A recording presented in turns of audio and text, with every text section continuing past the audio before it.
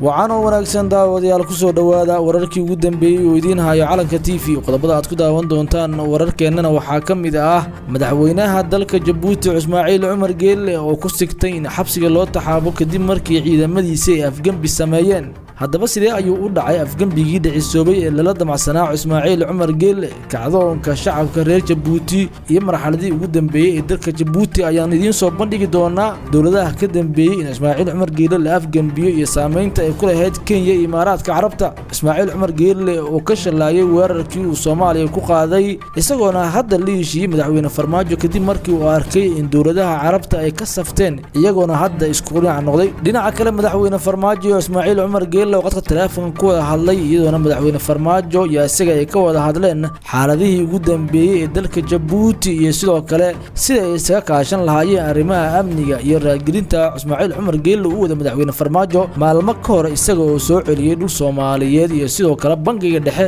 qaybtiisii labaad ee dalka Jabuuti iyo Soomaaliya waa sidee xaaladda dalka Jabuuti iyo Soomaaliya oo hadda isu soo laabtay heshiiska madaxweyne Farmaajo iyo Ismaaciil Cumar Geelle ayaan warbixinteena ku qaada dhigi doonaa dhinaca kale mucaaradka oo ku soo laabtay magaalada Muqdisho damaca dawladda Kenya iyo ra'iisul wasaare Roble beesha caalamka oo ka digaysa in magaalada Muqdisho qalaas laga sameeyo dawladda Mareykanka oo ku baaqday in doorashooyinka la dedejiyo iyo mucaaradka oo damacsan inay qalaas sameeyaan si dib loogu dhigo doorashooyinka oo ay ku fashilmeen Xasan Sheikh Maxamuud oo khilaaf soo kala dhexgalay asiga Sheikh Shariif iyo Imaaraadka Carabta kadib markii la sheegay in Shariif ay wadato dalalka Carabeed iyo sidoo kale Kenya oo Xasan Sheikh Maxamuud meel cidla ah la isaga tuuray halkee ayuu marayaa beelaha mudulood oo doonaya inay kulan u qabtaan labadaasi siyaasi iyagoona mid kamid ah tanaasuli doona Xasan Sheikh Maxamuud oo kulankaasi ku gacan sayray siyaasiyiin badan oo arintaasi ay saameysay Roble oo magaalada Muqdisho markale ku soo laabtay safarkii dalka Kenya ee qarsoodi ahaa kadib maxay hadda damacsan yihiin barnaamijkeena ayaan si toos ah ugu faaqi doonaa qodobada iyo kuwa kale oo xiiso badan ayaad barnaamijkeena ku daawan doontaan fadlan daawada haddii ay tahay marka koowaad soo booqata channelkeena calanka TV subscribe oo faragan baraalka si aad noqoto daawadaha koowaad ee barnaamijyadeena maasanid aan ku bilaabay madaxweynaha dalka Jabuuti Ismaaciil Cumar Geelle ayaa ka badbaaday isku day afgambi kadib markii taliyaha ciidanka xoogga dalka Jabuuti iyo sidoo kale midka booliska iyo kan madaxtooyada ay isku dayeen inay inqilaab ku sameeyaan dalka iyagoona qatar geliyay nafsada madaxweynaha dalka Jabuuti Ismaaciil Cumar Geelle isagoo arintaas saacada kadib ka war helay ayuu madaxweynuhu isbedel ku sameeyay qaar ka mid ah taliyaasha ciidanka iyadoona qaarkood la xirxiray saraakiil ku dhawaad 500 oo askari ah ayaa xabsiga loo taxaabay iyo sidoo kale dadkii la xiriirinayay inay ka dambeeyeen afgambigii dhicisoobay ee la damacsanaa madaxweyne Geelle warar aan helna ayaa sheegaya in taliyihii hore ee booliska xabsiga loo taxaabay iyadoo gadaal laga magacaabay taliye ku meel gaar ah iyadoona loo magacaabay taliyahaasi ku meel gaarka ah shakhsi ka soo jeeda qoomiyadda Canfarta warow markii dambe taliye ku-xigeenkii hore ee booliska loo magacaabay taliyaha booliska dalkaasi Jabuuti warar ayaa sheegaya in taliyaha ciidanka xoogga dalka Jabuuti Generaal Bashiir baaris lagu hayo haddii ay ku soo cadaatana xabsiga isna loo taxaabi doono taliyaasha kale ee la xirxiray waxaa ka mid ah taliyaha ciidanka gaarka ah ee madaxtooyada Generaal Gudow oo isna loo haysto inuu kamid ahaa saraakiisha qorsheynayay in la xiro madaxweynaha afgambina sida loogu dhawaaqo ciidamada gaarka oo tababaran ee madaxtooyada ayaa waxaa tababaray oo si toos ah uga amar qaataan ciidamada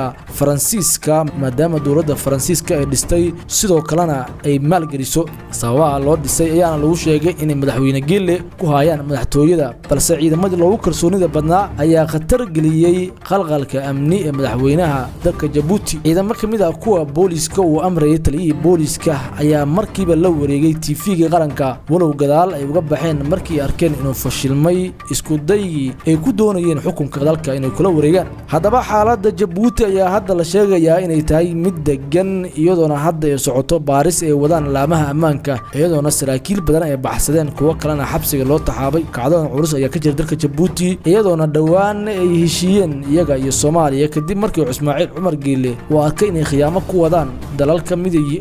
uu ka mid yahay Kenya iyo Imaaraadka Carabta Ismaaciil ayaa bilo ka hor la saftay dawladda Kenya kadib markii la sheegay in baaris lagu sameeyo tabashada ay Soomaaliya ka qabto Kenya iyo dagaaladii xuduudka ka dhacay sanadihii u dambeeyay walow dawladda Jabuuti ay si toos ah ula safatay Kenya kadib markii ay sheegtay Kenya inaysan wax xadgudub ah haba yaraatee ku sameyn dawladda Soomaaliya isla maalmahaasi waxaa khilaaf shakhsi ah soo kala dhexgalay labada madax ee Soomaaliya iyo Jabuuti walow dhawaanahan bal xaliyay maalmo ka hor ayayna ahayd markii markii dowladda Jabuuti ay soo celisay dhul ay leedahay dowladda federaalka ee Soomaaliya iyo sidoo kale bangiga dhexe ee dowladda federaalka Soomaaliya ay ku lahayd dalka Jabuuti dhul kale oo Soomaaliyeed ayaa la soo celiyay sida uu sheegay safiirka Soomaaliya u fadhiyay dalka Jabuuti mudane Salaad Cali Jalle dhinaca kale kulan qadka ah ayaa ku dhaxmaray madaxweynaha Jabuuti iyo madaxweyne Farmaajo iyagoo ka wada hadlay xaaladii ugu dambeeyay ee dalka Jabuuti iyo Soomaaliya iyo sidoo kale sida la isaga kaashan lahaa amniga iyo sidoo kale dulduleelada siyaasadeed ee dalalkan walaalaha ah lagu hayo madaxweynaha Jabuuti Ismaaciil Cumar Geelle ayaa raaligelin siiyay madaxweyne Farmaajo oo khilaaf adag uu ka dhaxeeyay bariyii u dambeeyay walow hadda arintaasi la soo gabagabeeyay dhinaca kale mucaaradkii ugu badnaa ayaa ku soo gurmaya magaalada Muqdisho iyadoo beesha caalamku ay ka digtay in qalalaase laga sameeyo gudaha dalka maadaama ay doorashooyinka ka rajo dhigeen ra'iisul wasaare Roble Xasan Sheekh Maxamuud Shariif Sheekh Axmed iyo sidoo kale siyaasiyiin badan oo ah kuwa ugu tunka weyn mucaaradka ayaa isku balansaday magaalada Muqdisho iyagoo qorsheynaya inay qalalaase xoog la ka geystaan Xasan Sheekh Maxamuud ayaana khilaaf adag soo kala dhexgalay asiga Sheekh Shariif kadib markii imaaraadka iyo dowladaha carabeed ay sheegeen inay taageerayaan Shariif Sheekh Axmed oo u arkaan siyaasi ka gadmi kara shacabka Soomaaliyeed kadib markii loo eego mahadooyinkii uga tagay Soomaalida Xasan Sheekh Maxamuud oo ahaa madaxweynihii dalka 5 sano ka hor madaxweyne Farmaajo ayaa sidoo kale ku jira loolan adag isagoo diyaar gadow ku jira xildhibaanadii ugu badnaan ka soo saartay maamulada dalka hadda waxa uu dhiman oo kaliya ah in la soo gabagabeeyay galmudug koonfur galbeed iyo Hirshabeelle Boosaasana waxa la sheegay in dhawaan doorashada lagu qaban doono iyadoo Siciidani loo sheegay inuu san ka degi karin 3 maalin ayaa la wada hadal u dhaxeeyay Siciidani iyo dadka deegaanka iyadoo loo ogolaaday 16